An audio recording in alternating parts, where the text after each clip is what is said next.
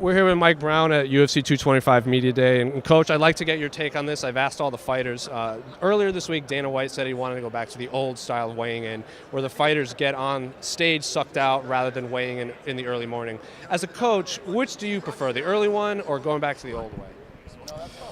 There's pluses and minuses to both of them, but I think there's been some statistics showing that people are missing more in the morning. Of course, people like to have more time from the weigh-ins to the fight, but I think in a weird way that's just encouraging people to cut more weight. You know, if you give them 3 days before, then they can push the limits a little further and they're going to dehydrate themselves more. Maybe the closer we get to the fight, maybe the better it is in a weird way. You know, nobody likes that, Sure. but.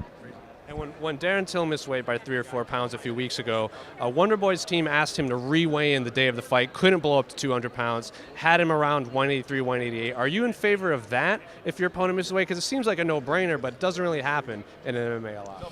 I mean, it's not a bad idea, but even that, I think his second weigh-in was at 1 o'clock in the afternoon, so he had plenty of time to even blow up more than that. You know, he had several hours, 8 hours after that to gain more weight. So, yeah, I mean, you got to make the weight. That's the bottom line. I don't know if we should make the weigh-in closer, but I think it's just educating the fighters, encouraging them to do things differently.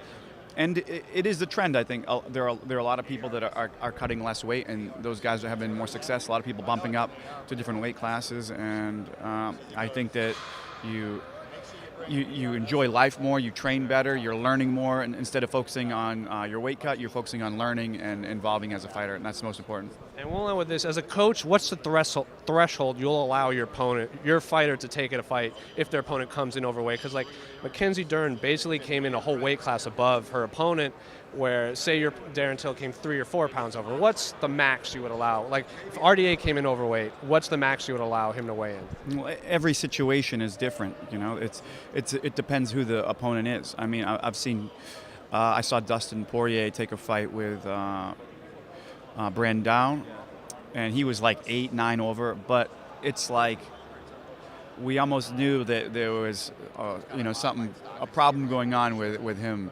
You know, I don't know, psychologically or with his training or something, that we were comfortable taking the fight either way. He was comfortable taking the fight, and it was no problem. But a guy who you think may have cut a lot already and is struggling to get there and is a very challenging fight, then maybe 3 or 4 pounds might be enough to say, hey, this guy's not in our weight, and cancel the fight. I mean, I think you have to take every situation individually and look at it.